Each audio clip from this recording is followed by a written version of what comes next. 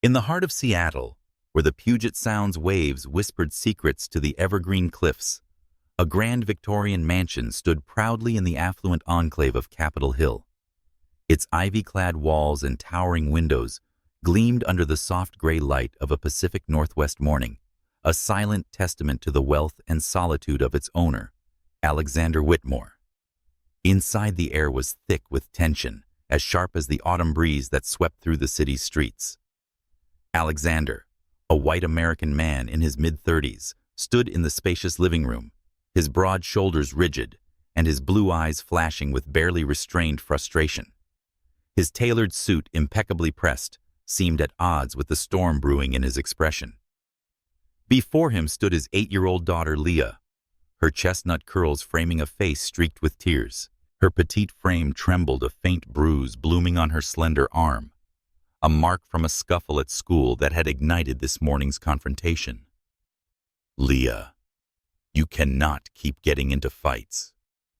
Alexander's voice, though controlled, carried the weight of exasperation. "Do you have any idea how dangerous that is? What if you'd been seriously hurt?"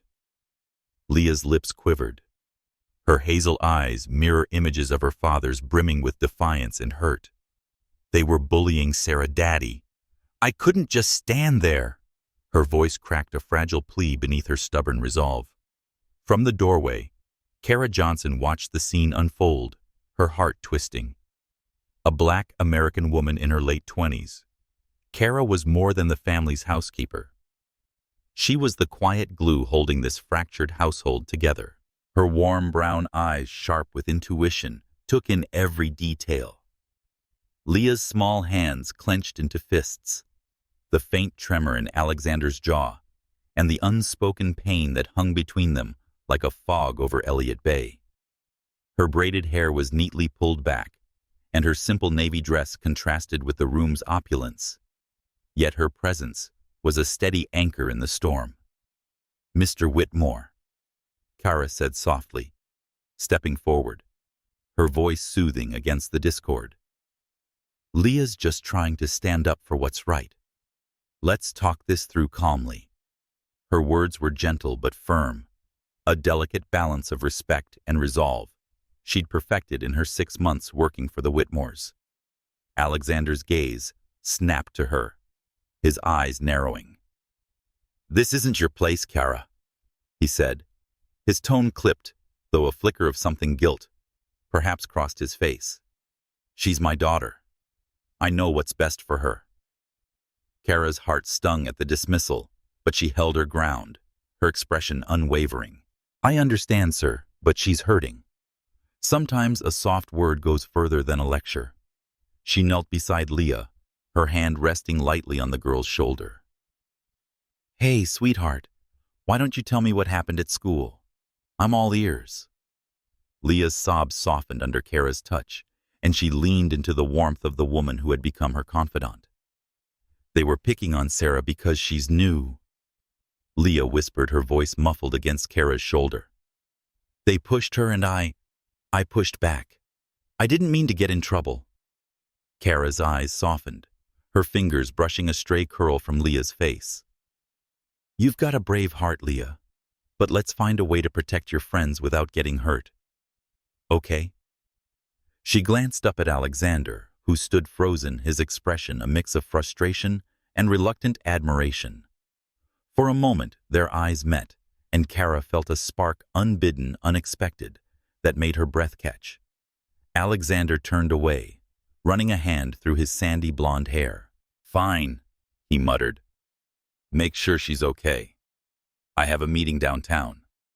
He strode toward the door, his polished shoes clicking against the hardwood floor, but not before casting a fleeting glance at Kara, one that lingered just a moment too long. As the heavy oak door closed behind him, Kara wrapped her arms around Leah, pulling her into a hug. The mansion's grandeur. The crystal chandelier overhead. The marble fireplace felt cold without the warmth of connection. "Your daddy loves you, Leah," Kara murmured, her voice a soft promise. "He's just figuring out how to show it."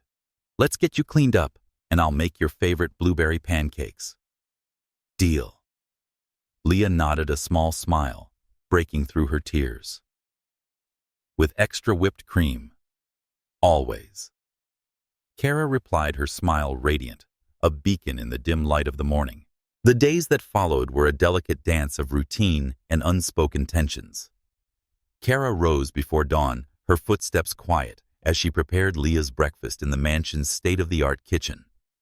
The scent of fresh coffee and sizzling bacon filled the air, mingling with the faint saltiness of the Seattle breeze, drifting through an open window. She carefully packed Leah's lunch, a turkey sandwich, apple slices, and a handwritten note tucked inside. You're stronger than you know, Leah. Shine today. At school, Leah's troubles persisted. Kara learned from her teacher at the prestigious Lakeside School that the bullying incident wasn't isolated. Leah, fiercely loyal, had taken it upon herself to defend her quieter classmates, earning both admiration and bruises. When Kara saw the faint scratches on Leah's knees from a fall off her bike at Volunteer Park, her heart ached. She remembered her childhood in Harlem, where she'd stood up to bullies on the playground, her mother's voice echoing. Kara, courage is a gift, but it comes with a price. Choose your battles wisely. One rainy afternoon, as thunder rumbled over the city, Kara sat with Leah in the mansion's cozy library, surrounded by towering bookshelves and the soft glow of a Tiffany lamp. Leah clutched a worn copy of The Secret Garden, her fingers tracing the pages. "Yaya," she said, using the nickname she'd given Kara. "Do you think Daddy's always mad at me?" Kara's heart clenched. She set down her mug of chamomile tea and leaned closer, her voice warm as a hearth. "Oh, Leah, your daddy's not mad at you. He's angry at the world sometimes, mad at how hard it is to keep you safe. He's lost a lot, you know. Your mom, Emily. She was his whole world before you came along. He's just scared of losing you too." Leah's eyes widened, shimmering with unshed tears. "Mommy died in a car accident, didn't she? Daddy never talks about her." Kara nodded, her throat tight. "Yeah, sweetheart. It was a long time ago, but it still hurts him. That's why he gets so protective. But you know what? You're his reason to keep going, and I'm here to help you both. Okay?" Leah snuggled closer, her small body fitting perfectly against Kara's. "You're like a mommy to me, Yaya. I wish you could stay forever." The words pierced Kara's heart, stirring a warmth she hadn't expected. She kissed Leah's forehead, her voice soft but steady. "I'm not going anywhere, Leah. Not as long as you need me." That evening, Alexander returned home later than usual, his suit jacket slung over his shoulder, his tie loosened. The rain had soaked his hair, giving him a rugged, almost vulnerable look. Kara was tidying the living room, her movements graceful despite the late hour. She glanced up as he entered, their eyes meeting across the room. For a moment, the air seemed to hum with unspoken words. "Long day." Kara asked, her tone light but laced with genuine concern. Alexander sighed, dropping into an armchair by the fireplace. "You could say that. The board meeting at Whitmore Oil dragged on forever. Investors are breathing down my neck." He paused, his gaze softening as he looked at her. "How's Leah?" "She's okay," Kara replied, folding a throw blanket with care. "She told me about the kids at school. She has a big heart, Mr. Whitmore, but she carries a lot for an 8-year-old. Could you talk to her?" "Listen." Alexander's jaw tightened, but his voice was quieter now, less defensive. "I'm trying, Kara. I don't know how to do this without Emily. She was the one who knew how to talk to Leah and how to make everything right." Kara's heart ached for him, for the weight he carried. She stepped closer, her voice barely above a whisper. "You're doing better than you think, sir. Leah needs to see you try. She needs her daddy, not perfect, just the one she's got." For a moment, Alexander looked at her, really looked, as if seeing her for the first time. The firelight danced across her face, highlighting the strength in her features, the warmth in her eyes. "You're good with her," he said finally, his voice low. "Better than I am sometimes." Kara smiled, a soft curve of her lips that felt like a sunrise. "We're a team, Mr. Whitmore. We'll figure it out together." As she turned to leave, Alexander's voice stopped her. "Kara, thank you."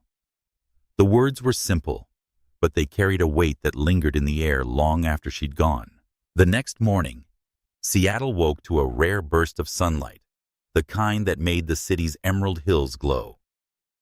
Kara drove Leah to school in Alexander's sleek black SUV, the radio playing a soft jazz tune that reminded her of her mother's old records.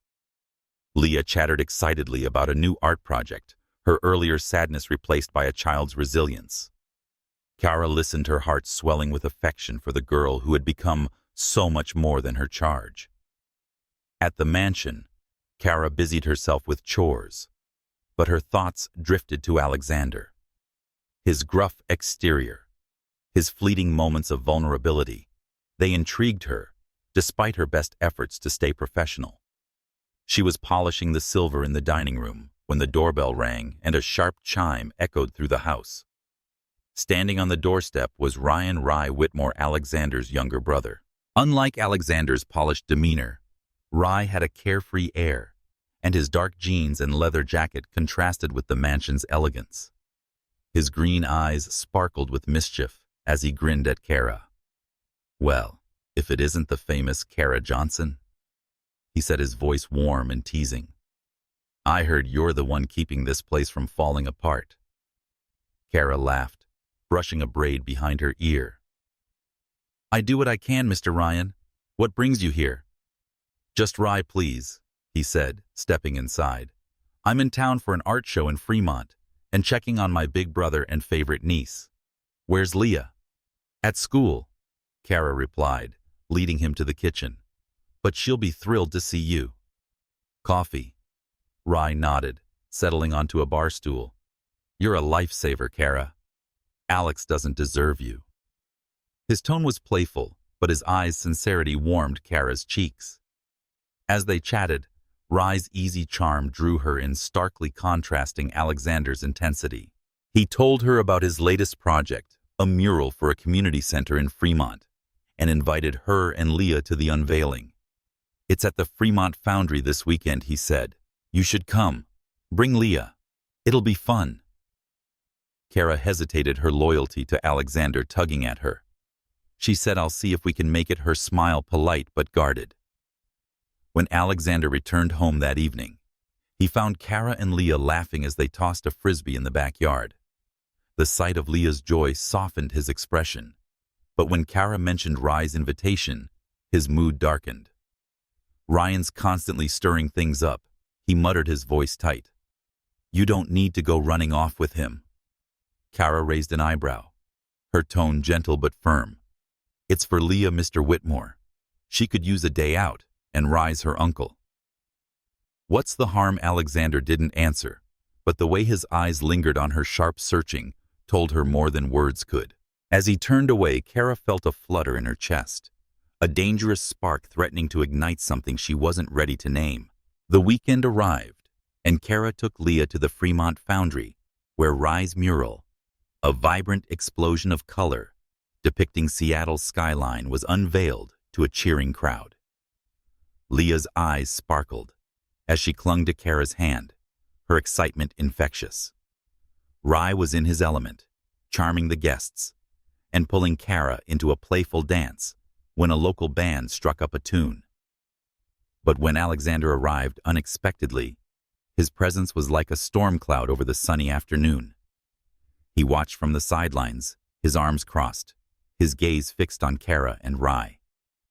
When Rye slung an arm around Kara's shoulders, laughing, Alexander's jaw tightened, and he strode over.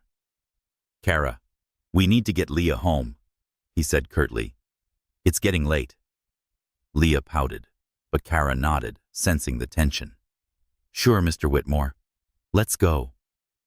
As they drove back to Capitol Hill, The silence in the car was heavy, broken only by Leah's soft humming. Kara glanced at Alexander, his hands gripping the steering wheel, and wondered what lay beneath his guarded exterior.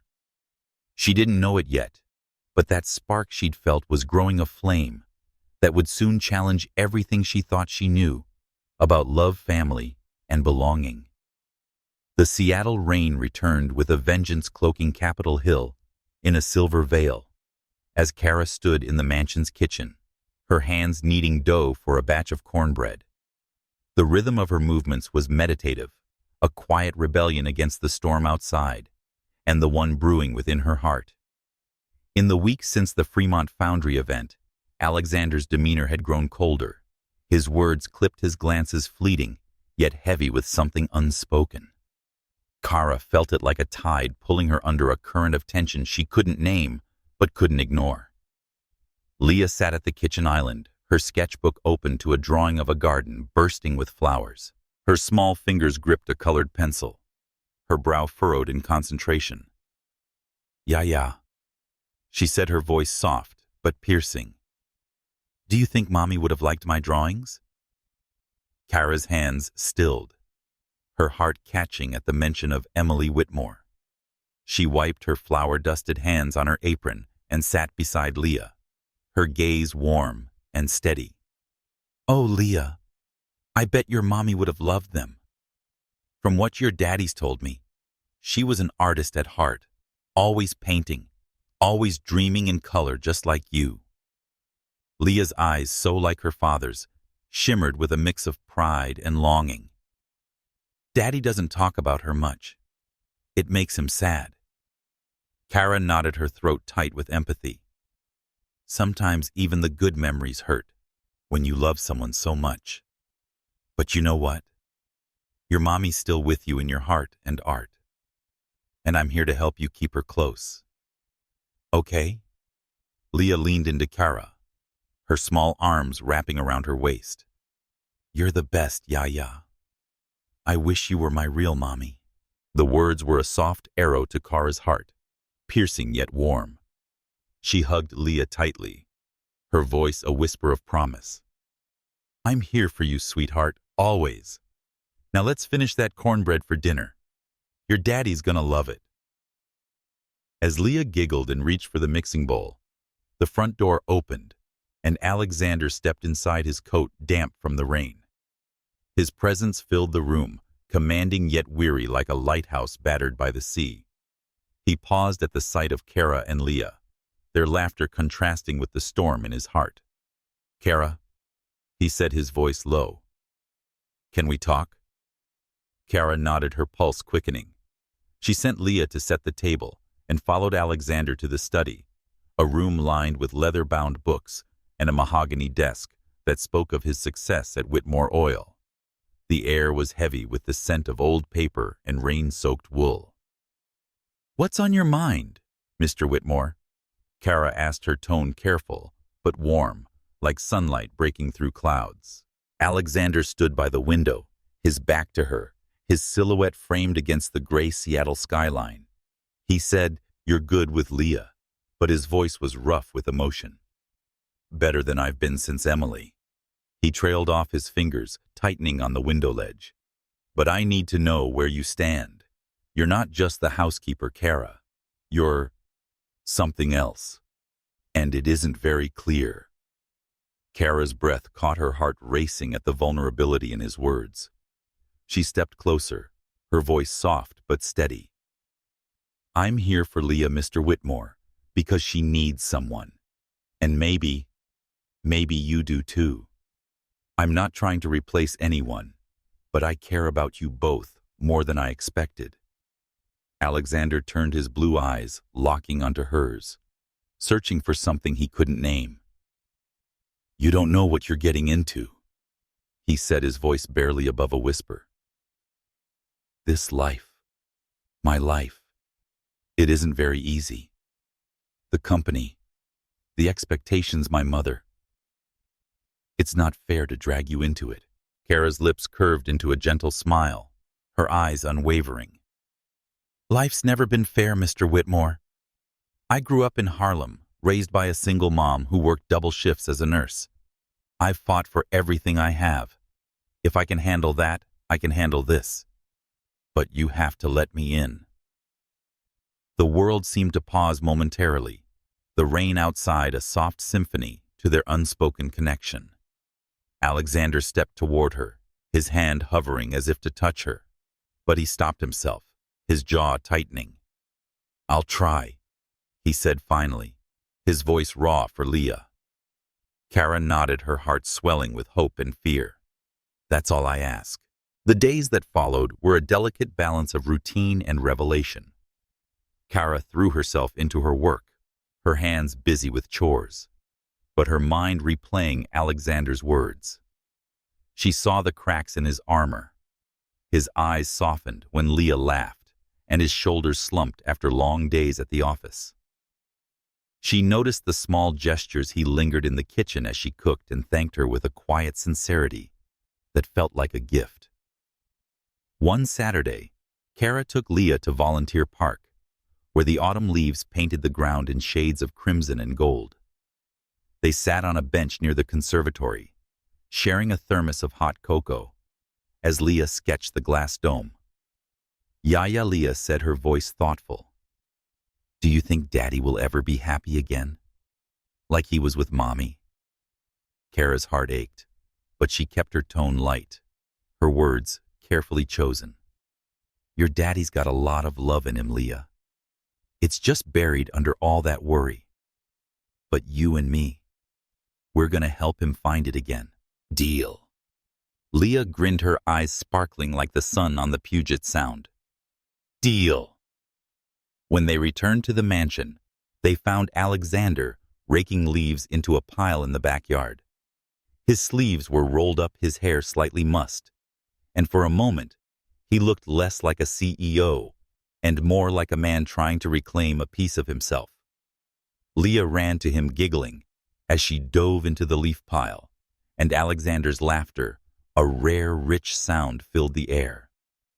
Kara watched from the porch, her heart swelling with a warmth she couldn't deny. When Alexander looked up and caught her eye, he smiled, a real unguarded smile that caught her breath. "Join us, Kara," he called, his voice lighter than she'd ever heard. She hesitated, then kicked off her shoes and ran into the leaves, laughing as Leah tossed handfuls at her.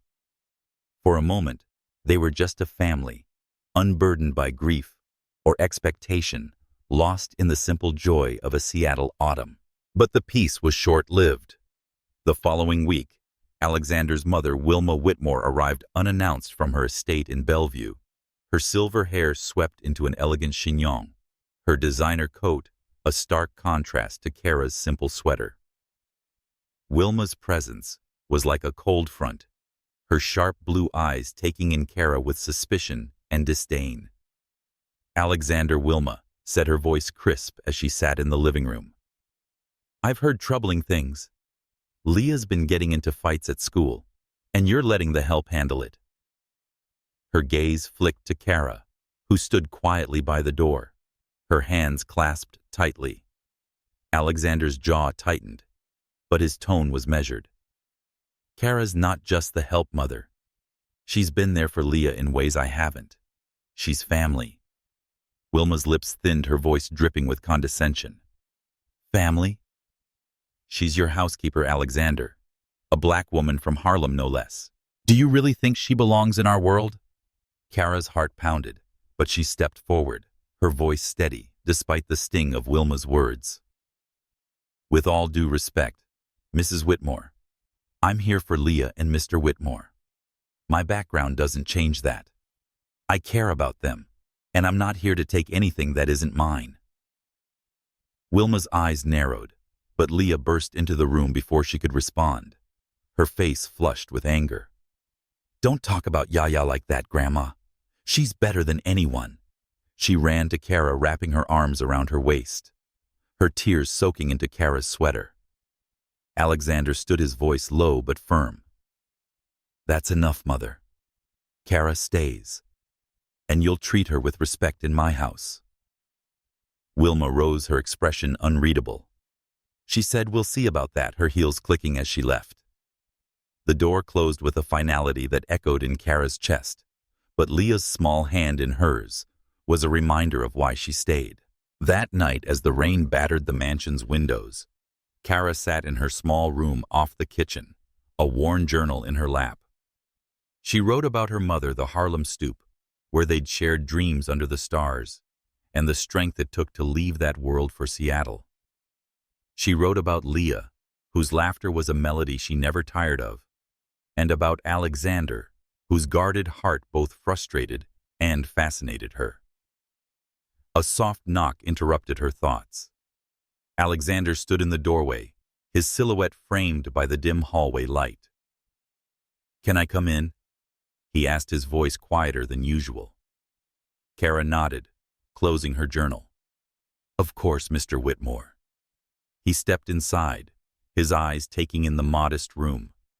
The single bed, the framed photo of her mother, the stack of books on the Seattle sky, hung heavy with clouds, casting a silver sheen over the elegant streets of Capitol Hill. The air was no less charged inside the Whitmore mansion, a quiet storm brewing after Wilma's visit. Kara moved through her morning routine with practiced grace, her hands deftly preparing Leah's lunch. A grilled cheese sandwich, a crisp apple, and a note tucked inside. "You're a star. Leah, keep shining." But her heart was restless, stirred by the memory of Wilma's sharp words and Alexander's unexpected defense. The weight of their exchange lingered like the damp chills seeping through the mansion's windows. Alexander, too, was unsettled. In his office overlooking the Puget Sound, he sat at his mahogany desk, the glow of his laptop illuminating his angular features. As CEO of Whitmore Oil, his days were a relentless cascade of meetings, contracts, and decisions that shaped Seattle's energy landscape. Yet today, his thoughts drifted not to spreadsheets, but to Kara, her steady gaze, quiet strength, and how she'd stood up to his mother without flinching. He rubbed his temples, trying to shake her image, but it clung to him like the mist on the city's hills. Downstairs, Kara was helping Leah with her homework at the kitchen island, the scent of cinnamon oatmeal filling the air. Leah's pencil scratched across a math worksheet, her brow furrowed in concentration. Yeah, she said, glancing up. "Why was Grandma so mean to you? You're the nicest person I know." Kara's heart ached, but she kept her voice soft like a lullaby. Sometimes Leah people hold on to their fears and make them about someone else. "Your grandma's just worried about your daddy and you.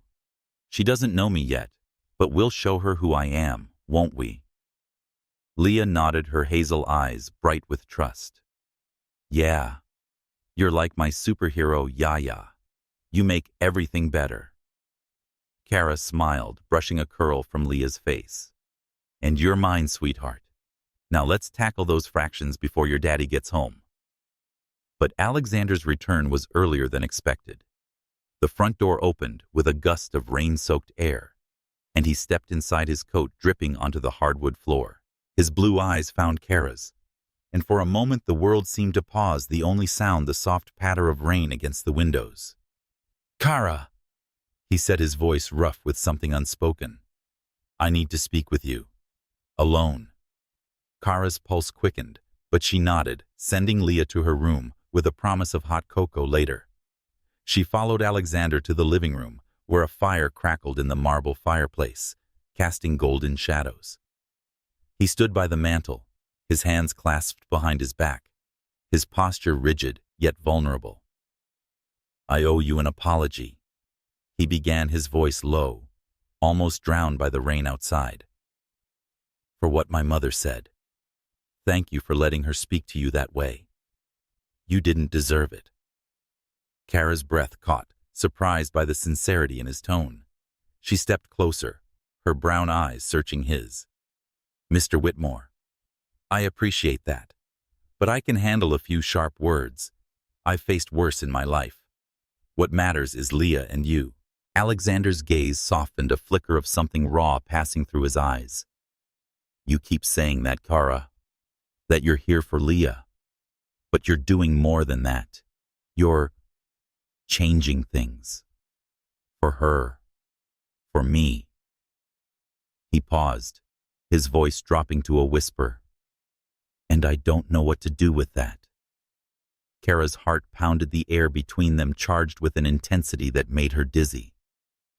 I'm just doing my job, sir, she said, though her voice wavered, betraying the emotions swirling within her.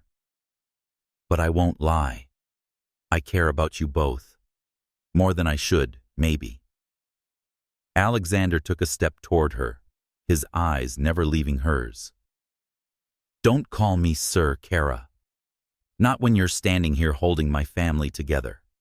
Call me Alexander. The sound of his name on her lips felt like a forbidden melody, and Kara's cheeks warmed under his gaze. Alexander, she said softly, testing the word, feeling its weight. I'm not trying to complicate your life. I want Leah to be happy. And you deserve that too. For a moment they stood there, the firelight dancing across their faces, the rain a soft symphony outside. Alexander's hand lifted as if to touch her, but he let it fall, his jaw tightening. He admitted, I don't know how to do this, his voice raw. After Emily, I thought I'd never feel anything again. But you're making me question that. Kara's heart ached for him, for the man who carried his grief like a shadow. You don't have to have all the answers, Alexander, she said, her voice a gentle promise. Just let yourself feel one step at a time. He nodded, his eyes holding hers, and in that moment, something shifted, a silent agreement that whatever this was, it was worth exploring, even if it scared them both. The following days were a delicate dance of closeness and restraint. Kara noticed Alexander lingering longer in the mornings, his coffee cup cradled in his hands as he watched her move through the kitchen. His gruff demeanor softened, replaced by quiet gestures, a thank you for dinner, a nod of approval, when Leah showed him her latest drawing. Kara too felt the pull, her thoughts drifting to how his eyes crinkled when he smiled, rare as that was. One crisp October afternoon, Kara took Leah to Pike Place Market, where the air buzzed with the scents of fresh fish, roasted coffee, and blooming dahlias. Leah skipped ahead, her laughter echoing as she darted between stalls, clutching a small bouquet Kara had bought her. Yaya, can we get a pumpkin for Halloween? Leah asked, her eyes wide with excitement. Kara grinned, her heart light. Only if you promise to help carve it. Deal. Deal. Leah squealed, tugging Kara toward a stall piled high with pumpkins. A familiar voice cut through the crowd as they haggled with a vendor. Well, look who's brightening up the market, Rye said, strolling over with his trademark grin. His leather jacket and tousled hair made him look like he'd left a Fremont art gallery. Hey, Leah, ready for my mural unveiling next weekend? Leah hugged him, her flowers bouncing. Yes, Uncle Rye, Yaya's coming too, right? Kara hesitated, her thoughts flickering to Alexander's reaction at the last mention of Rye. We'll see Leah, she said, her smile careful. Your daddy might want to join us. Rye raised an eyebrow, his grin teasing. Big brother joining the fun? That'd be a first. Come on, Kara, you can't miss it. My mural's going to be the talk of Fremont. Kara laughed, but her heart wasn't entirely in it. Rye's charm was undeniable, but Alexander's quiet intensity haunted her thoughts. She steered the conversation to safer ground, buying a pumpkin and promising Leah a carving party. But as they headed back to Capitol Hill, Kara couldn't shake the feeling that Rye's presence was stirring something more profound, something that would force Alexander to confront the walls he'd built around his heart. The mansion was quiet that evening, except for the soft jazz hum from the living room speakers. When Alexander returned from a late meeting, Kara set the table for dinner. Roast chicken cornbread and collard greens, a nod to her Harlem roots. His tie was loosened, his hair slightly damp from the drizzle outside, and his eyes carried a weariness that tugged at Kara's heart. Leah's upstairs finishing her homework. Kara said, her voice warm as she poured him a glass of water. "Dinner's almost ready. You look like you could use it." Alexander managed a small smile, settling into a chair. "You're a mind reader, Kara. Smells amazing." She smiled back, her heart fluttering at the rare warmth in his tone. Leah chattered about the market as they ate her flowers now in a vase. But when she mentioned Rye's mural unveiling, Alexander's fork paused mid-air, his expression darkening. "Ryan's always got some grand plan," he said, his voice tight. "You don't need to go, Kara.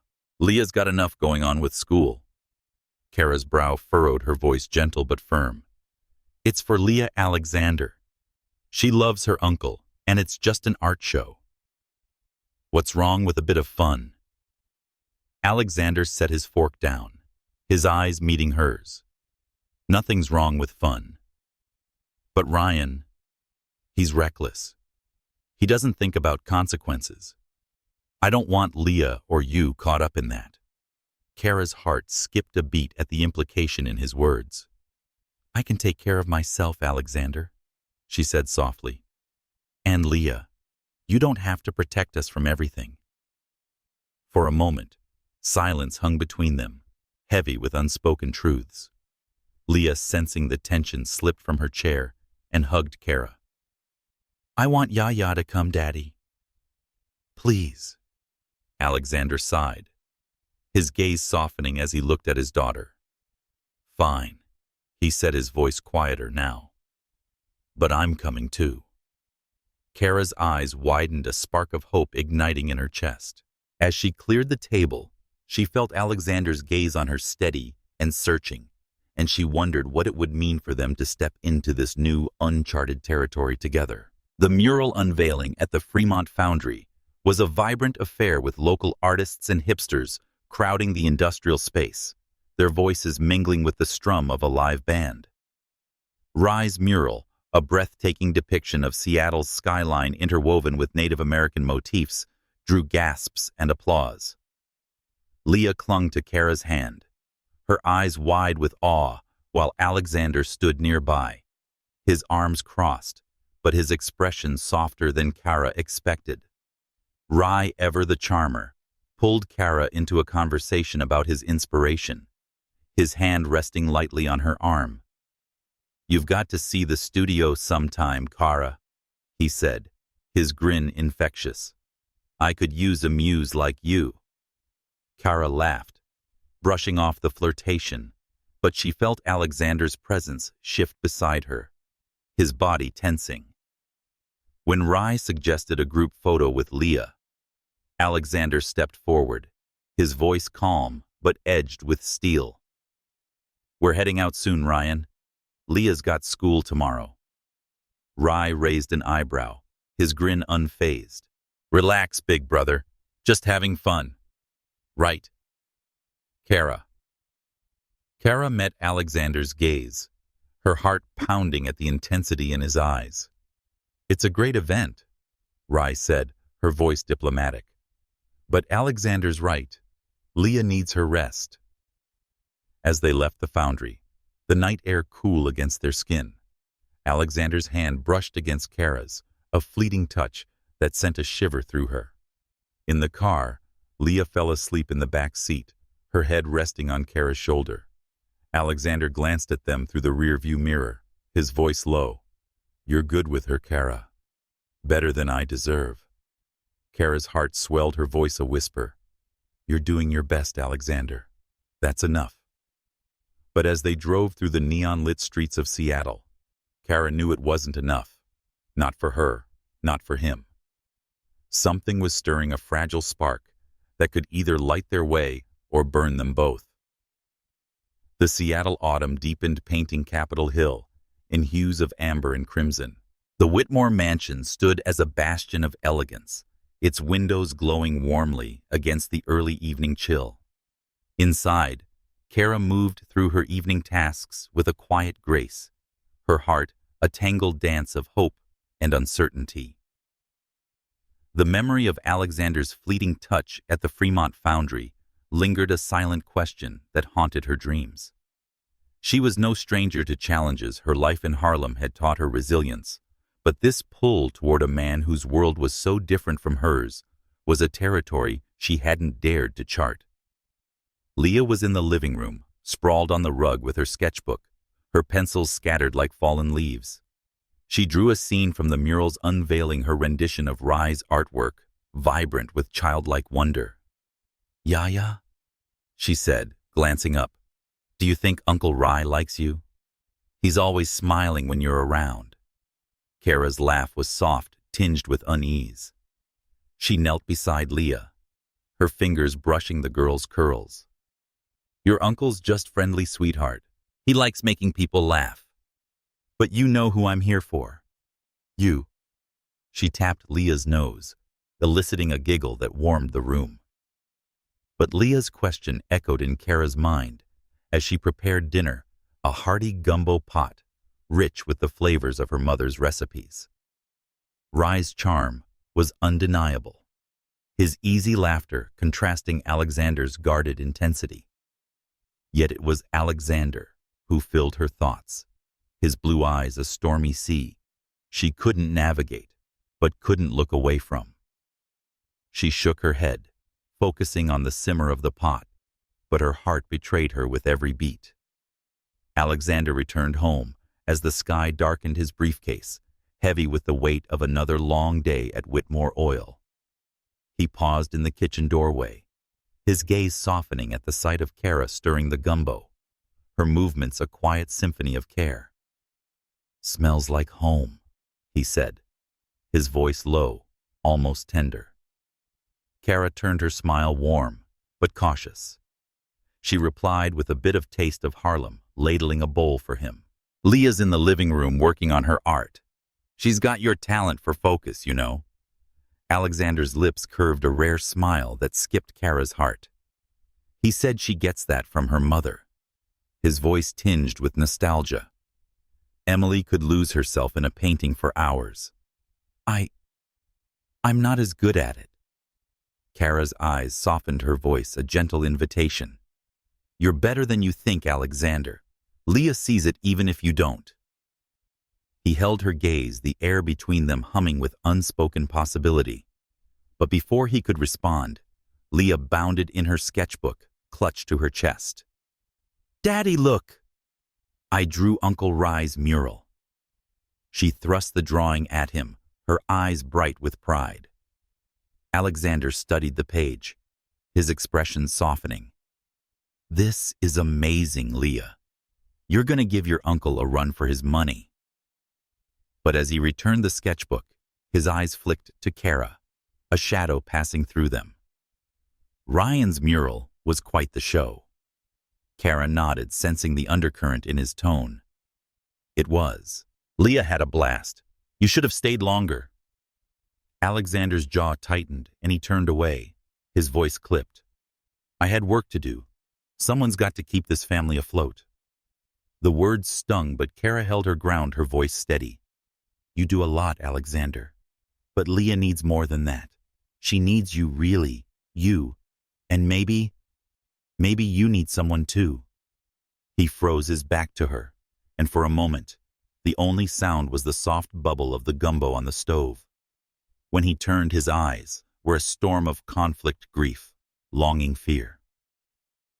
"You don't know what you're asking, Kara," he said, his voice barely above a whisper. "This life, it's not simple. Not for me. Not for you." Kara's heart ached, but she stepped closer, her voice a quiet promise.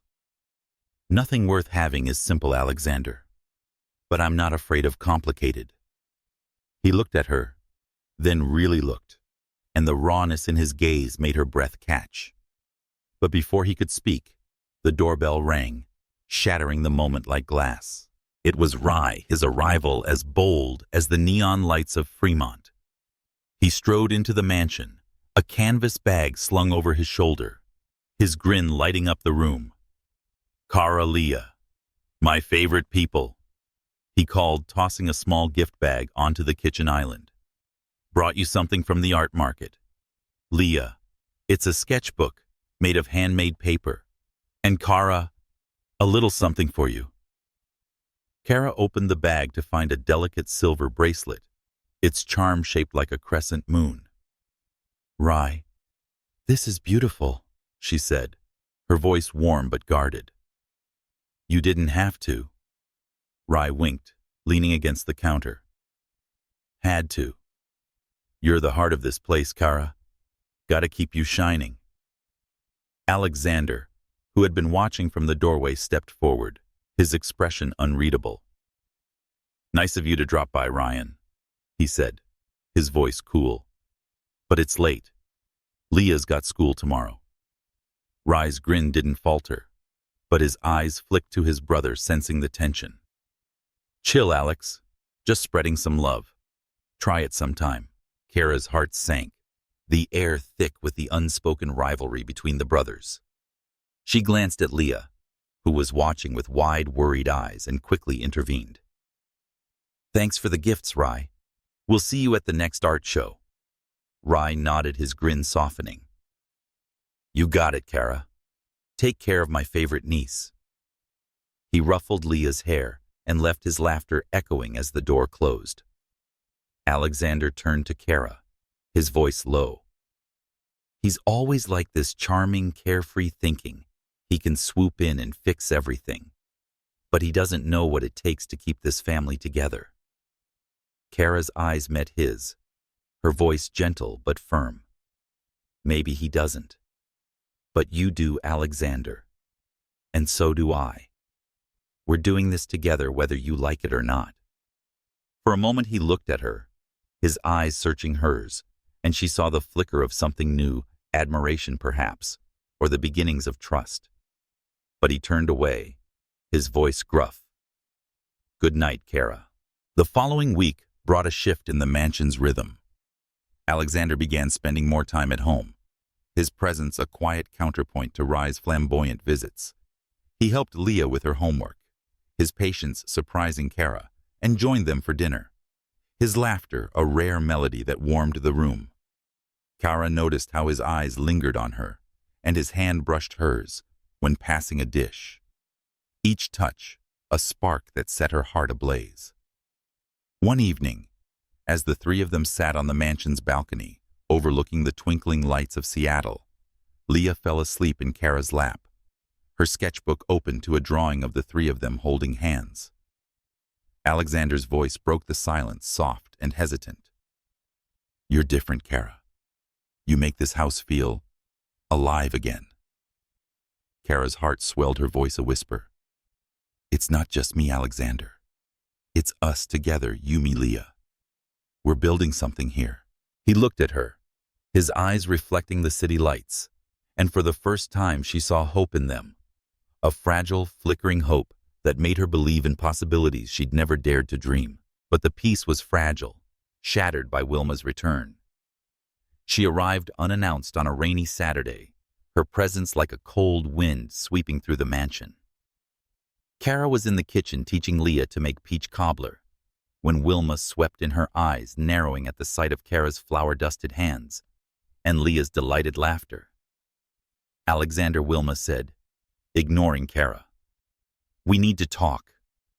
About Leah. About this. She gestured vaguely at Kara, her tone dripping with disdain. Alexander, who had been reading in the study, joined them, his expression guarded. What is it? Mother Wilma's voice was sharp, cutting through the warmth of the kitchen. Leah's behavior at school is fighting and getting hurt. It's unacceptable. And you're letting her, she pointed at Kara. She's not family, Alexander. She's the help. Kara's heart pounded, but she held her voice steady. Mrs. Whitmore, I'm here for Leah because she needs me. I'm not trying to take anyone's place, but I won't stand by and let her feel alone. Wilma's eyes flashed, but before she could respond, Leah ran to Kara, her small arms wrapping around her. Yaya's my family. Don't say mean things about her. Grandma Alexander stepped forward, his voice firm. "That's enough, Mother. Kara's not going anywhere. She's part of this house, part of us." Wilma's lips thinned, but she turned and left her heels echoing like thunder. Kara's heart raced, torn between gratitude for Alexander's defense and fear of the rift it might cause. As she hugged Leah, she felt Alexander's hand on her shoulder, a silent promise that they were in this together, no matter what storms lay ahead. The Seattle autumn wove a tapestry of gold and scarlet across Capitol Hill, the crisp air carrying the scent of fallen leaves and distant salt water from the Puget Sound. Inside the Whitmore mansion, the warmth of Kara's presence had become a quiet beacon, softening the edges of the grand Victorian home. Yet the echoes of Wilma Whitmore's harsh words lingered like a shadow, casting a chill over the fragile harmony Kara had built with Alexander and Leah. The confrontation in the kitchen had left a mark not on Kara's resolve, but on her heart, stirring a quiet fear that her place in this family, however cherished, might always be questioned. Kara stood in the mansion's sunlit conservatory, tending to a row of vibrant orchids, their delicate petals a reminder of her mother's garden in Harlem. Her hands moved with care, trimming wilted leaves.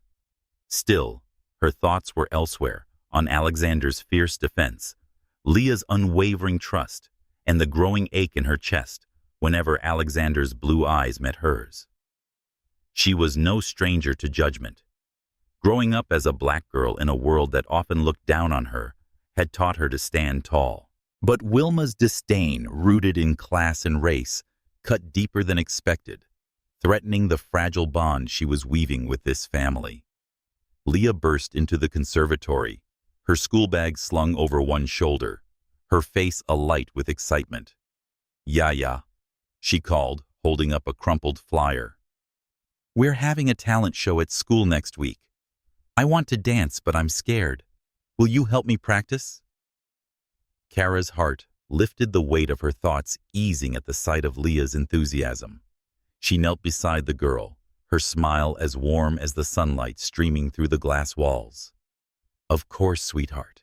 You're going to shine up there just like these orchids. What dance are you thinking of?"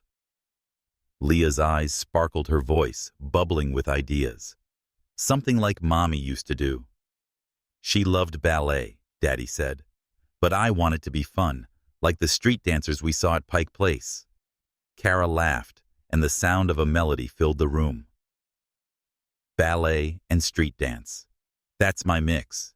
Let's start practicing tomorrow after school. We'll make it unforgettable."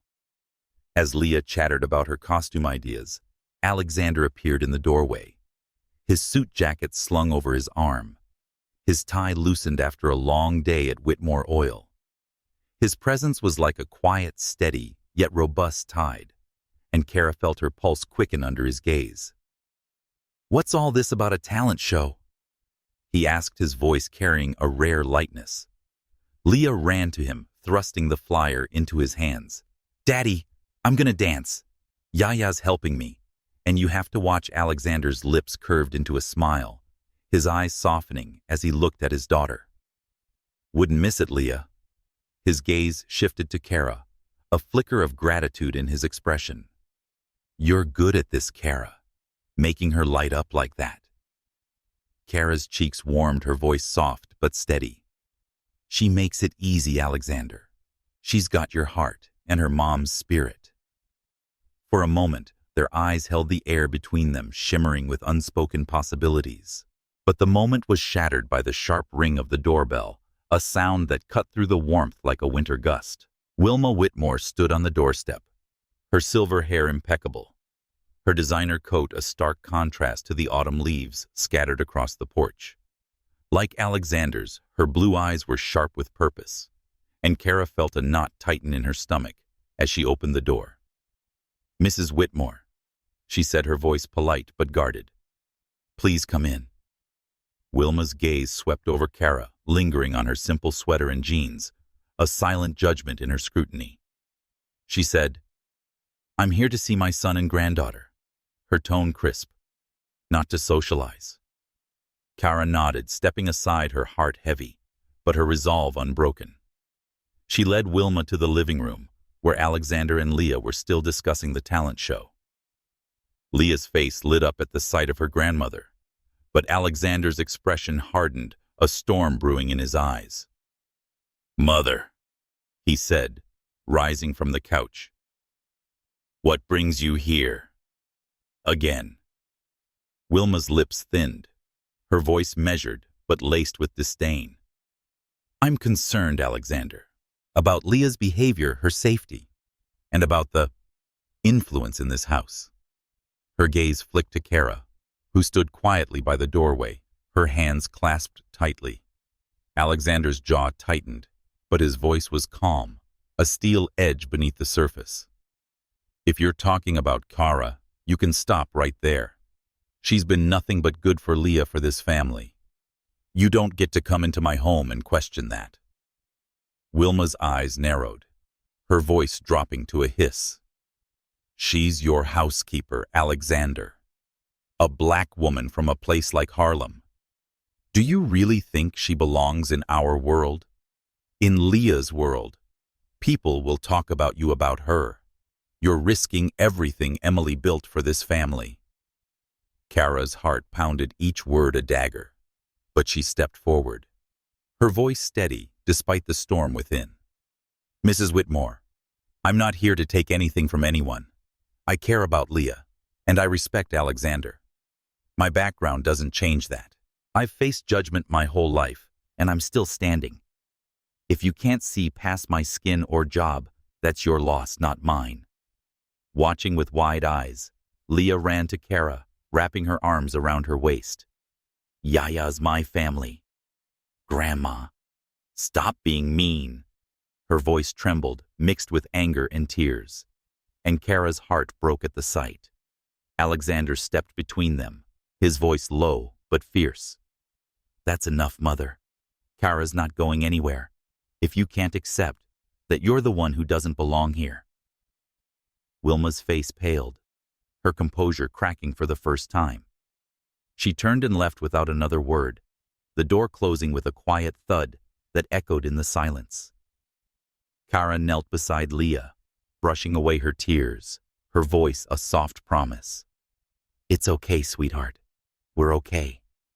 Alexander's hand rested on Kara's shoulder, a silent gesture of solidarity. "I'm sorry," he said, his voice raw. "You shouldn't have to deal with that." Kara looked up at him, her eyes shimmering with unshed tears, but resolute. "I've dealt with worse, Alexander. But I'm here for Leah, for you. I'm not running." His gaze held hers, a storm of gratitude, and something deeper, something unspoken, swirling in his eyes. In that moment, the mansion felt less like a fortress and more like a home, fragile, but growing stronger with every shared heartbeat. The days leading up to the talent show were a whirlwind of preparation. Kara and Leah spent evenings in the mansion's spacious attic, transformed into a makeshift dance studio with fairy lights and a portable speaker. Kara choreographed a routine that blended ballet's elegance with the raw energy of street dance, a nod to Leah's dual heritage of her mother's grace and her own vibrant spirit. They laughed and stumbled, their movements a joyful rebellion against the tension Wilma's visits had left behind. Alexander joined them one evening, his presence a quiet surprise. He sat on an old trunk, watching as Kara guided Leah through a pirouette, her hands steady and encouraging. "You're a natural, Leah," he said, his voice warm with pride. "And you, Kara, you're a miracle worker." Kara's laugh was soft, her cheeks flushing under his gaze. "Just doing what I love, Alexander. Leah makes it easy." As Leah practiced a final spin, Alexander's eyes lingered on Kara, a softness in his expression that made her heart race. "You make many things easier," he said quietly, his words carrying a weight that shivered through her. The night of the talent show arrived, and the Lakeside School auditorium was buzzing with parents and students. Kara sat in the front row, her heart swelling as Leah took the stage. Her costume a blend of tulle and neon sneakers, sparkling under the lights. Alexander sat beside her, his hand brushing hers on the armrest, a fleeting touch that felt like a promise. Leah's performance was a triumph, her movements fluid and fearless, earning a standing ovation that echoed through the room. But as they left the auditorium, Wilma's car pulled into the parking lot, her presence a dark cloud on the horizon. She approached, her expression unreadable, and Kara braced herself for another confrontation. But Wilma's voice was softer this time, almost hesitant. "Leah was excellent," she said, her eyes flicking to Kara. "You've done well with her." Kara nodded, her voice cautious but hopeful. "Thank you, Mrs. Whitmore. She's a special girl." Wilma's gaze lingered, a flicker of something regret perhaps crossing her face. "We'll talk soon," she said before turning to leave. As her car disappeared into the Seattle night, Kara felt a spark of hope, fragile but real, that maybe, just maybe, the walls between them could begin to crumble. The Seattle winter crept closer, the days growing shorter, the air sharp with the promise of frost. In the Whitmore mansion, the warmth of Kara's presence had woven itself into the fabric of daily life, a quiet thread of light that softened the edges of Alexander's grief and Leah's longing. Yet the shadow of Wilma's prejudice lingered, a reminder that love, however fierce, could not erase the world's judgments. Kara felt it in the quiet moments when she caught her reflection in the mansion's polished mirrors, a black woman in a world of wealth and privilege, her heart caught between duty and desire. One evening, as the city sparkled under a rare clear sky, Kara and Leah sat on the mansion's balcony, wrapped in blankets, sipping hot cocoa. The lights of downtown Seattle twinkled like stars, and Leah's voice was soft, almost reverent.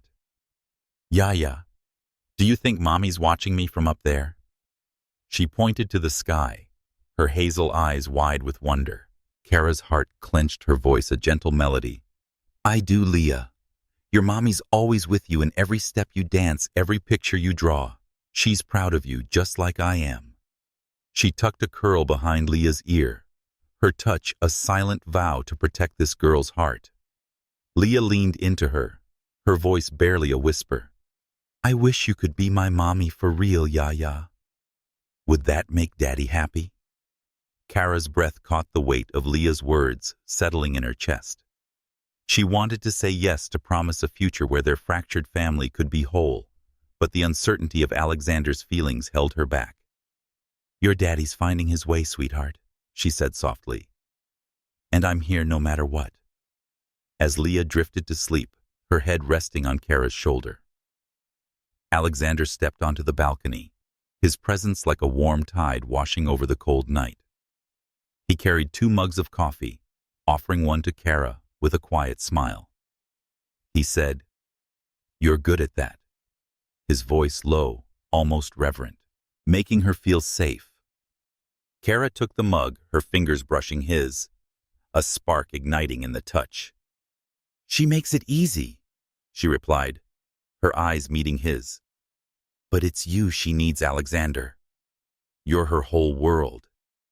He sat beside her, his gaze fixed on the city lights, his voice heavy with memory. "After Emily died, I thought I'd lost that part of me, the part that could be a good father and man.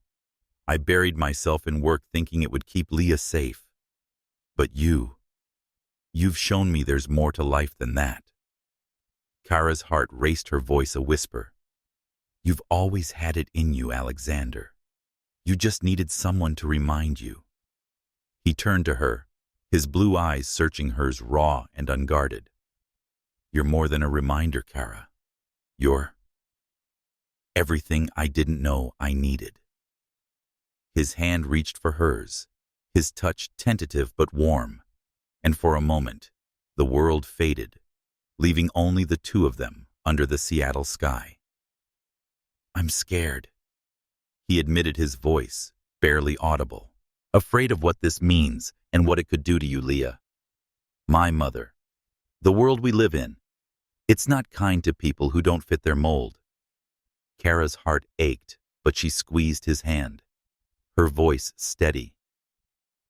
"I've never fit anyone's mold, Alexander. I grew up in Harlem fighting for every dream I had. I'm not afraid of your world or your mother. I'm so scared of not trying, of letting this slip away." He looked at her, then really looked, and the vulnerability in his eyes was a tide pulling her under. "Kara," he said, his voice a vow. "I don't know how to do this, but I want to try with you." Her breath caught tears prickling her eyes, but Leah stirred, murmuring in her sleep before she could respond. Alexander smiled a soft, unguarded smile, and together they carried her to bed, their hands brushing as they tucked her in. In the quiet of Leah's room, Kara felt the weight of his words, a promise that could change everything. The following weeks were a delicate dance of closeness and caution. Alexander began joining Kara and Leah for small moments, reading bedtime stories, helping with breakfast, watching Leah practice her dance moves in the attic. Once rare, his laughter became a melody that filled the mansion, and Kara fell deeper, her heart caught in a current she couldn't resist. One Saturday they drove to Alki Beach, the winter sun casting a golden glow over the waves. Leah ran ahead collecting shells while Kara and Alexander walked side by side, their footsteps sinking into the sand. The air was crisp, the scent of salt water mingling with the warmth of their shared silence. "I used to come here with Emily," Alexander said, his voice soft, almost lost in the wind. "She loved the ocean," said it reminded her of freedom. Kara's heart ached, but she nodded, her voice gentle. "She sounds like she was incredible. I wish I'd known her." Alexander stopped, turning to face her, his eyes searching hers. "She would have loved you, Kara. For Leah, for me." His hand found hers, his fingers intertwining with hers, and the touch was a spark that set her heart ablaze. "I'm falling for you, Kara. I tried to fight it, but I couldn't. Not anymore." Kara's breath hitched, her eyes shimmering with tears. "Alexander, I'm falling too. But your world, your mother, it won't be easy." He stepped closer, his voice a fierce whisper. "I don't care about easy. I care about you, about us."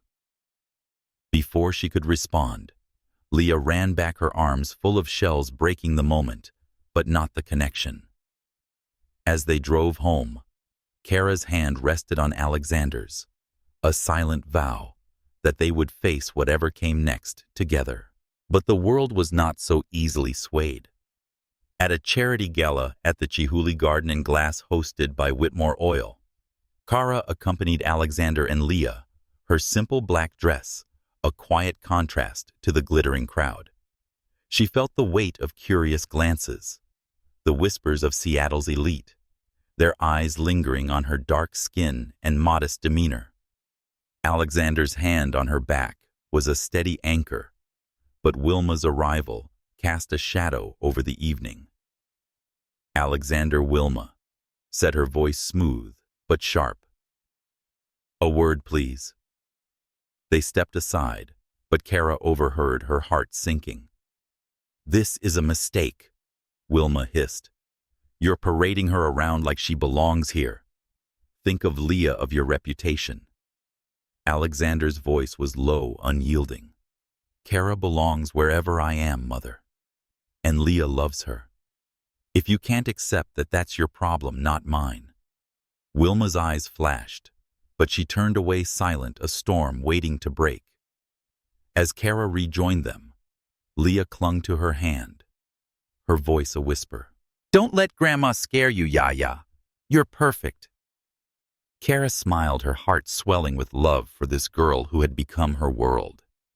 But as they left the gala, the whispers followed, a reminder that their love would be tested by more than just one woman's prejudice. Yet, with Alexander's hand in hers and Leah's laughter in her ears, Kara knew she was ready to face it all for the family they were building under the Seattle stars. The Seattle winter painted the city in hues of silver and evergreen, the air crisp with the promise of snow. In the Whitmore mansion on Capitol Hill, the warmth of Kara's presence had become a cornerstone, a steady light that softened the grand home's austere elegance. Yet the sting of Wilma's prejudice at the charity gala lingered, a quiet undercurrent that threatened the fragile bond Kara, Alexander, and Leah had begun to forge. As the days grew shorter, Kara found herself caught between hope and fear. Hope for the family they were building, fear that the world's judgments would tear it apart. The morning of Lakeside School's Family Day dawned bright, a rare break in Seattle's relentless clouds. Kara stood in the mansion's kitchen, her hands busy packing a picnic basket with homemade cornbread, fried chicken, and peach lemonade, a nod to her Harlem roots, a gift for the day ahead. Leah bounced around her, her eyes sparkling excitedly, her navy t-shirt emblazoned with Team Whitmore in bold white letters. Kara had sewn the shirts herself, one for each of them, symboling their unity in the face of scrutiny. "Yeah, do you think we'll win the sack race?" Leah asked, her voice a melody of anticipation as she tied her sneakers. "I want Daddy to have fun today. He's been so serious lately." Kara's heart swelled, her smile as warm as the sunlight streaming through the window. "Oh, Leah, we'll give those other families a run for their money. And your daddy, he's gonna have the time of his life. I promise." She tucked a braid behind her ear, her own t-shirt matching Leah's, and felt a surge of pride in this girl, who had become her heart's anchor. Alexander appeared in the doorway, his t-shirt slightly snug across his broad shoulders, his blue eyes softening at seeing them. "Team Whitmore," he said, a rare grin tugging at his lips. "You two are going to make me look bad out there." Kara laughed, her voice a playful challenge. "Better keep up, Alexander. Leah and I have been practicing our victory dance." She winked at Leah, who giggled and spun in a circle, her curls bouncing. As they drove to Queen Anne, where Lakeside School's sprawling campus awaited, the city unfurled around them, Emerald City's hills draped in mist. The Space Needle, a distant sentinel against the sky. Kara felt Alexander's gaze on her, fleeting but heavy, and her heart raced with the unspoken promise that had begun to bloom between them at Alki Beach. Today, she thought, was a chance to show the world and themselves what they could be together. The Family Day Festival was a vibrant tapestry of laughter and color, with families gathered on the school's manicured fields, their voices mingling with the strum of a local folk band. Booths lined the edges, offering cotton candy, face painting, and skill games. Leah tugged Kara and Alexander toward the sack race, her enthusiasm infectious. "Come on, Daddy! Yaya says we're unbeatable!" Alexander chuckled, a sound that warmed Kara's heart, and they lined up with other families, their sacks rustling against the grass.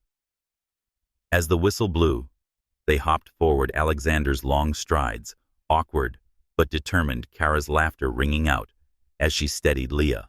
They stumbled, caught each other, and crossed the finish line in a tangle of limbs and giggles, earning a cheer from the crowd. "That's my team!" Leah shouted, throwing her arms around Kara and Alexander. They were a unit momentarily, their laughter a shield against the world's whispers. But as they moved to the next game, a three-legged race, Kara noticed the sidelong glances from other parents, their murmurs a quiet storm. A woman in a tailored blazer leaned toward her friend, her voice low but audible. "The housekeeper. Really?" Alexander Whitmore could do better. Kara's heart stung, but she squared her shoulders, her smile unwavering as she tied her ankle to Leah's. Sensing her tension, Alexander leaned close, his voice a whisper meant only for her. "Ignore them, Kara. They don't know you. They can't tell us." His words were a lifeline, and Kara nodded, her eyes meeting his with a quiet resolve. "Let's show them what Team Whitmore's made of," she said, her voice steady despite the ache in her chest. They won the three-legged race, their coordination a testament to their growing trust, and Leah's triumphant cheer echoed across the field. As they collapsed onto a blanket for their picnic, The sun casting a golden glow over the scene, Kara felt a sense of belonging she'd never known. Alexander handed her a glass of lemonade, his fingers brushing hers, and the touch was a spark that set her heart ablaze. But the moment was shattered by the arrival of Wilma Whitmore, her silver hair gleaming under a wide-brimmed hat, her presence as imposing as the Olympic mountains on the horizon. She approached with measured steps, her eyes scanning the trio with curiosity and disapproval. "Alexander," she said, her voice crisp, "I didn't expect to see you here playing games with her." Kara's heart pounded, but Leah spoke first, her voice fierce. "Yaya's part of our family. Grandma, she's the best, and Daddy loves her." The words hung in the air, a bold declaration that silenced the nearby crowd. Alexander's face softened, his hand finding Kara's under the blanket, his grip firm and reassuring. "Leah's right, Mother," he said, his voice steady, but laced with defiance. "Kara's not just part of this family. She's the heart of it. And I'm not ashamed to say I'm falling for her." Kara's breath caught her eyes widening as the weight of his words settled over her. The crowd murmured, some with surprise, others with grudging respect, but Wilma's expression remained unreadable. "We'll discuss this later," she said, her voice tight before leaving. As Wilma's car disappeared down the tree-lined street, Leah threw her arms around Kara, her voice a whisper. "You're my mommy now, Yaya. Don't let Grandma scare you." Kara hugged her tightly, tears prickling her eyes. "Never, sweetheart. I'm here to stay." She looked at Alexander, whose gaze held a promise, a vow that their love, however new, was worth fighting for. The rest of Family Day was a blur of joy and triumph. Team Whitmore dominated the games from tug-of-war to a balloon toss, their laughter, a melody that drowned out the whispers. As the sun dipped below the horizon, casting a rosy glow over Queen Anne, they sat together on their blanket sharing stories and cornbread under a sky streaked with stars. Alexander's arm rested lightly around Kara's shoulders, a quiet claim that warmed her heart. Driving home, Leah fell asleep in the back seat, her head resting on a folded blanket.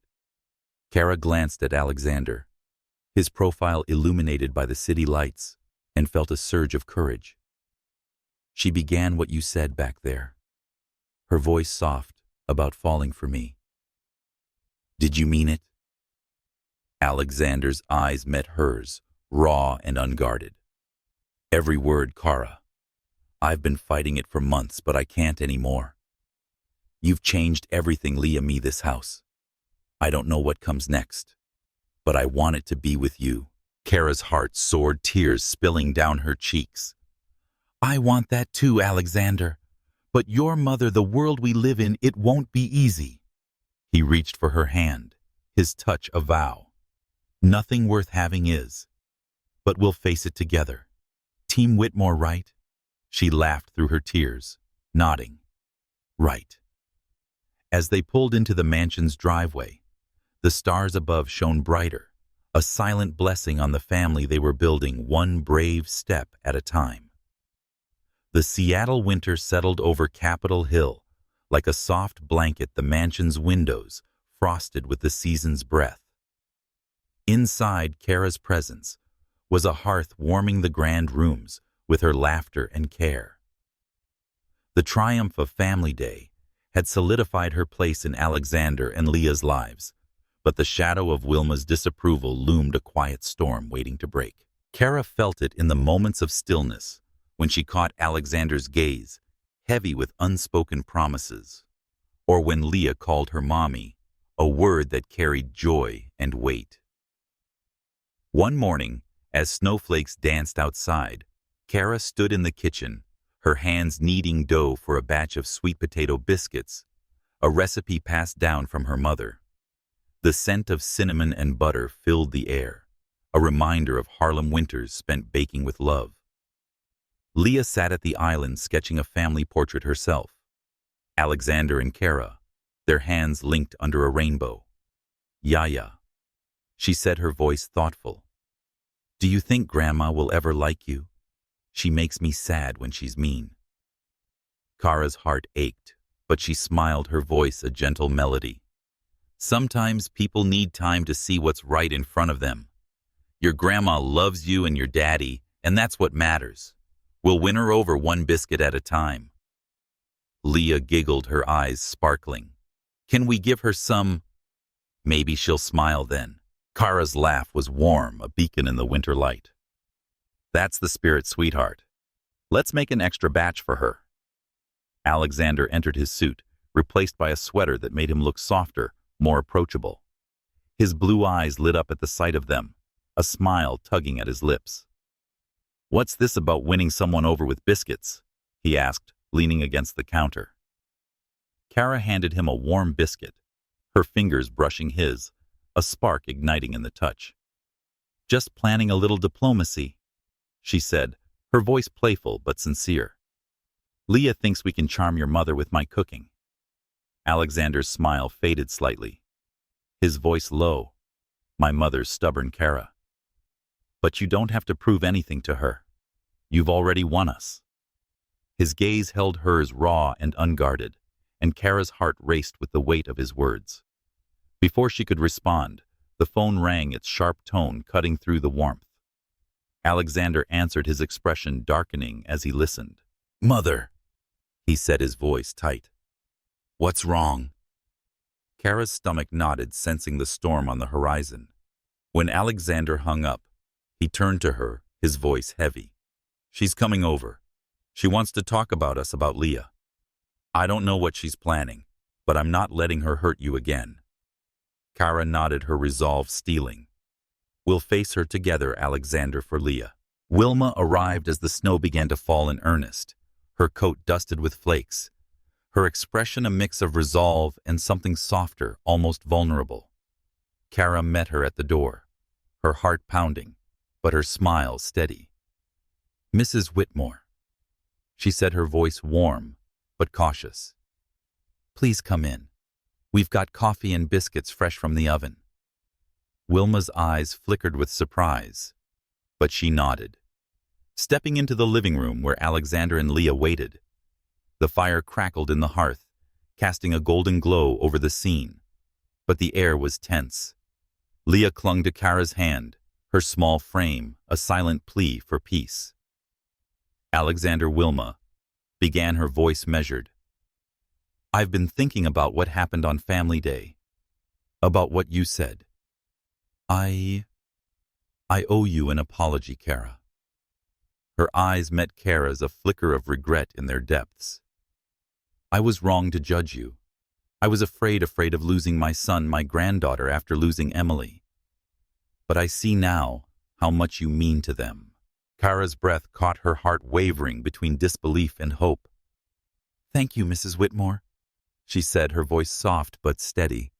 "I only want what's best for Leah and Alexander. They're my family now." Wilma's lips curved into a faint smile, her voice softer now. "I can see that. Leah calls you Mommy. And I understand why. Emily would have wanted someone like you for her." Leah ran to her grandmother, hugging her tightly. "You're not mad anymore, Grandma." Wilma knelt, her eyes glistening. "No, darling. I'm learning to be better." Alexander's hand found Kara's, his grip a silent vow. "Thank you, Mother," he said, his voice raw with emotion. "This means more than you know." Kara suggested a family dinner at Canlis, Seattle's iconic restaurant overlooking Lake Union to seal the moment. That evening, they gathered around a candlelit table, the city's lights twinkling through the floor-to-ceiling windows. The meal, salmon with herbed butter, roasted vegetables, and Kara's sweet potato biscuits, celebrated their newfound unity. Wilma raised a glass, her voice steady but warm. "To family," she said, her eyes meeting Kara's. "To new beginnings." Kara's heart soared, tears prickling her eyes as she clinked her glass against Alexander's. She felt accepted and cherished for the first time a part of something greater than herself. The weeks that followed were a tapestry of small joys and quiet growth. Kara and Alexander grew closer, their touches lingering, their conversations deepening. They took Leah to the Seattle Aquarium, where she marveled at the otters, and to Volunteer Park, where they built a snowman under the winter sun. Each moment was a brick in the foundation of their family, a testament to the love they were building. One evening, as they sat by the fire, Leah asleep in her room, Kara felt a shift in her body, a flutter, a secret only she knew. She was pregnant, a discovery that filled her with joy and fear. She hadn't told Alexander yet, unsure how he'd react, but the weight of it pressed against her heart. As if sensing her turmoil, Alexander reached for her hand, his voice whispering, "Kara, whatever's on your mind, you can tell me. We're in this together." She looked at him, his eyes a storm of love and trust, and the words spilled out. "I'm pregnant, Alexander. I didn't plan for this, but I'm happy. Scared but happy." His face lit up a smile breaking through the shadows. "Kara," he said, pulling her into his arms. "That's the best news I've ever heard. We're going to be a family. Really, a family." As they held each other, the snow falling softly outside, Kara knew that whatever challenges lay ahead, they would face them together, their love a beacon in the Seattle night. The Seattle winter wrapped Capitol Hill in a delicate frost, the mansion's windows glistening like diamonds under the pale morning light. Inside Kara's presence was a hearth, her warmth weaving through the grand rooms, transforming them into a home. The reconciliation with Wilma at Canlis and the revelation of her pregnancy had shifted the tide, filling Kara's heart with a fragile hope that dared to dream of forever. Yet the whispers of Seattle's elite lingered, a quiet storm of judgment that tested her resolve. As she stood in the kitchen, her hands cradling a mug of chamomile tea, Kara felt the weight of her new reality. A child growing within her, a family she was building, and a world that still questioned her place. Leah bounded into the room, her school bag slung over her shoulder, her navy scarf trailing like a comet's tail. "Yaya," she called, her voice bright with excitement. "I got an A on my art project. Can we celebrate with your peach cobbler tonight?" Kara's smile was a sunrise chasing away the shadows of her thoughts. "An A. That's my girl. Peach cobbler. It is, with extra whipped cream. You earned it, Leah." She knelt to hug her, feeling the flutter of her unborn child, a secret shared only with Alexander for now. Telling Leah filled her with joy and trepidation, but she pushed it aside, focusing on the girl's radiant smile. Alexander appeared in the doorway, his sweater softening the sharp lines of his CEO demeanor, his blue eyes warm as they met Kara's. "What's this about a cobbler?" he asked, a playful grin tugging at his lips. "You two are going to make me jealous with all this celebrating." Leah giggled, running to hug him. "Daddy, you can have some too." "Yaya makes the best cobbler ever." Kara laughed, her heart swelling at the sight of them.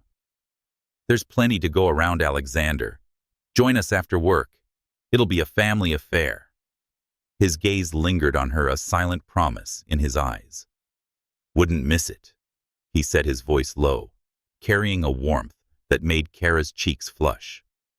As he left for Whitmore Oil, his hand brushed hers, a fleeting touch that set her heart ablaze, a reminder of the love they were nurturing amidst the winter's chill.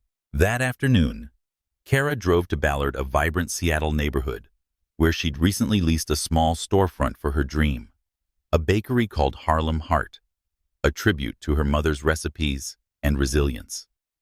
The space was modest, its brick walls adorned with local art, its counters soon lined with cornbread, sweet potato biscuits, and peach cobbler. As she stood in the empty shop, envisioning the bustle of customers, Kara felt a surge of pride. She'd built this from scratch, just as she'd built a place in Alexander and Leah's lives, defying the whispers that called her an outsider.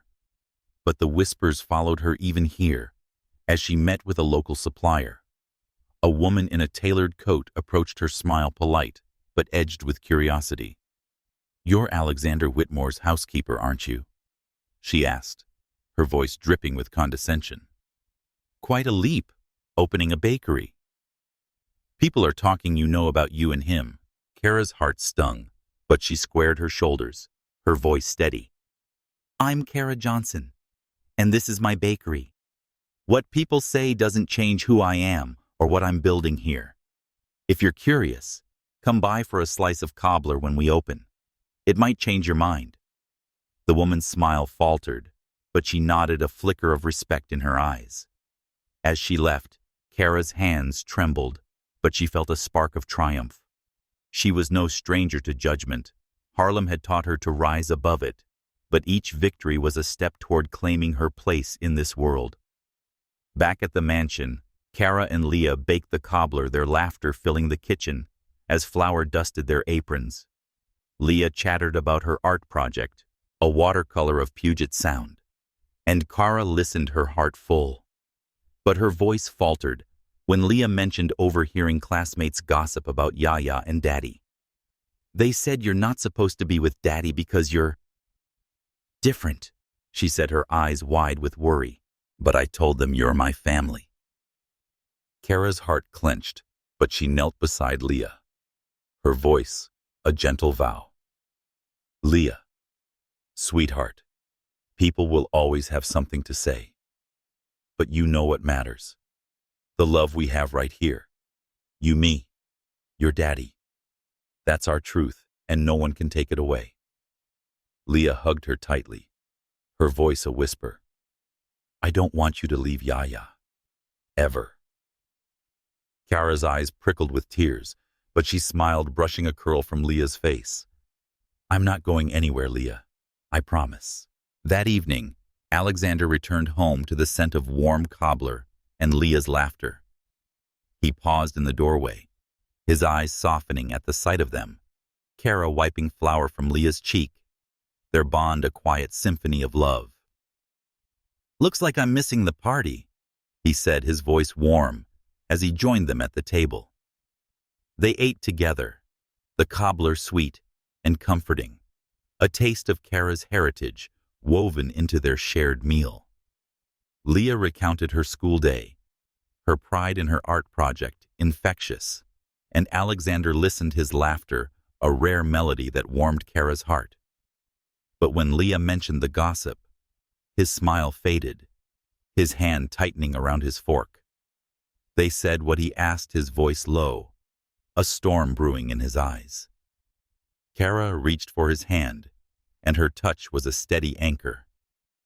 "It's talk, Alexander. Kids repeating what they hear. We'll show them who we are together." He nodded, his grip softening, but his voice was fierce. "I won't let anyone hurt you, Kara. Or Leah. You're my family now." The words were a vow, and Kara's heart soared, her eyes meeting his with a quiet promise. "And you're mine," she said, her voice barely above a whisper. But the moment was interrupted by a knock at the door. Whitmore stood on the porch, his leather jacket dusted with snow, his grin as bright as ever. "Heard there was a cobbler," he said, stepping inside. "Couldn't resist crashing the party." Leah squealed, hugging her uncle, but Alexander's expression tightened, a flicker of jealousy in his eyes. Kara sensed the tension, her voice light but diplomatic. "Plenty to go around, Rye. Grab a plate." Rye's easy charm filled the room as they ate, but Kara noticed Alexander's quiet intensity, his gaze flicking between her and his brother. When Rye suggested taking Leah to a weekend art workshop in Fremont, Alexander's voice was curt. "She's got enough going on, Rye, and school dance family time." Rye raised an eyebrow, his grin unfazed. "Relax, Alex. Just trying to keep my favorite niece smiling." "Kara, you're welcome too." could use your magic touch. Kara smiled, but her heart was with Alexander, whose hand found hers under the table, a silent claim. "We'll see, Rye," she said, her voice gentle. "Family time's essential right now." As Rye left his laughter echoing in the night, Alexander's grip on her hand tightened, his voice low. "I don't trust him around you, Kara. He's always too much." Kara's heart raced, her voice a whisper. "You don't have to worry, Alexander. My heart's right here with you and Leah." His eyes softened, a storm giving way to sunlight, and in that moment, Kara knew their love was stronger than any whispered doubt or storm. The next day, Kara returned to Harlem Heart, her bakery, a beacon of her dreams. She spent hours perfecting her recipes, her hands moving with the rhythm of her mother's teachings, her heart buoyed by the thought of Alexander and Leah. But the whispers followed, a local newspaper publishing a piece about Whitmore's unconventional romance, hinting at scandal. The words cut deep, but Kara held her head high, her resolve unbroken. When Alexander saw the article, his anger was a quiet fire, his voice fierce as he called the editor to demand a retraction. "They don't know you, Kara," he said, his hands cupping her face. "They can't tell us. I'll protect you, I swear." Kara's eyes shimmered with tears, but her smile was radiant. "We'll protect each other, Alexander. That's what families do." As winter deepened, Kara's pregnancy became a quiet joy, a secret shared with Alexander in stolen moments. They began planning for their future, a nursery in the mansion, a life together. Sensing the shift, Leah grew closer to Kara, her sketches now including a tiny figure, a sibling she didn't know about. Kara's heart swelled with love, her dreams taking root in the fertile ground of their family, ready to soar with the wings of their shared strength. The Seattle spring arrived like a lover's promise, the cherry blossoms in Madison Park, blooming in cascades of pink and white, their petals dancing on the breeze. The Whitmore family had moved into a new home, a modern craftsman with expansive windows and a wraparound porch, a fresh canvas for their shared dreams. Kara's pregnancy had blossomed alongside the season, her belly, a gentle curve beneath her sundress, a testament to the life she and Alexander were creating. The whispers of Seattle's elite had faded, drowned out by the strength of their love, but Kara knew the world would always watch, waiting for a misstep. Yet with Leah's laughter and Alexander's steady presence in this new home, she felt invincible. One morning, as sunlight streamed through the kitchen, Kara stood at the counter, her hands shaping dough for cornbread, the rhythm, a quiet homage to her Harlem roots. Leah, now 9 and growing into confidence, sat at the table, her sketchbook open to a drawing of their new home, complete with a swing set for the baby she awaited. "Mommy," she said, her voice a melody that still thrilled Kara. "When the baby comes, can I teach them to draw?" Kara's heart swelled, her smile as warm as the spring sun. "Of course, Leah. You'll be the best big sister, teaching them all your tricks." She crossed the room, brushing a curl from Leah's face, and she touched a silent vow to this girl who had claimed her heart. Alexander entered, his casual jeans and t-shirt, a far cry from his CEO suits, his blue eyes alight with a joy Kara had come to cherish. "What's this about teaching tricks?" he asked, stealing a piece of cornbread dough and earning a playful swat from Kara. "Daddy, you're gonna ruin Mommy's recipe!" Leah giggled, her eyes sparkling. Kara laughed, her voice a playful challenge. "You'd better listen to your daughter, Alexander.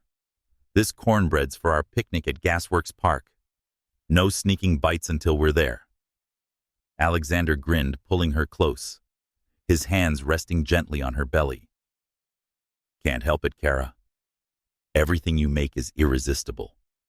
His voice was low, a whisper meant only for her, and Kara's cheeks flushed, her heart racing with the love that had grown stronger with each passing day.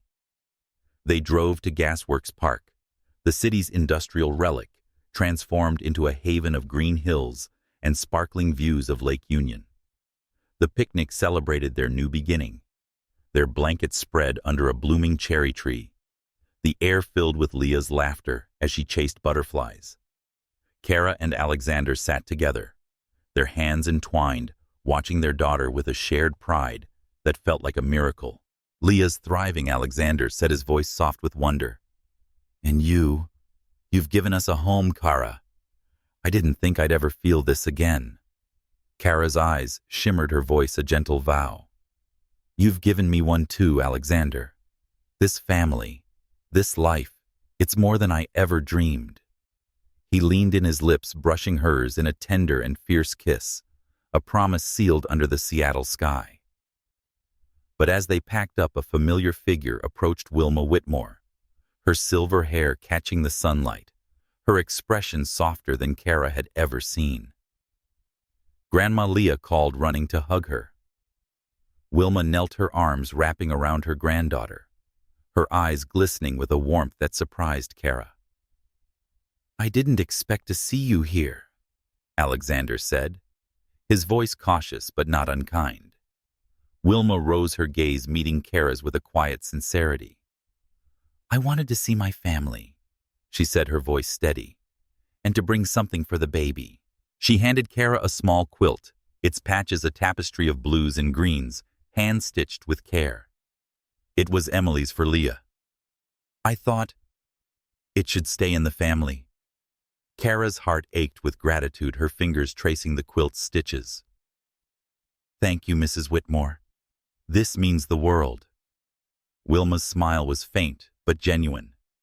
"Call me Wilma, Kara. You're family now." The words were a bridge spanning the chasm of their past conflicts, and Kara felt tears prick her eyes as she nodded. They spent the afternoon together, Wilma joining their picnic, her laughter mingling with Leah's as they tossed a frisbee.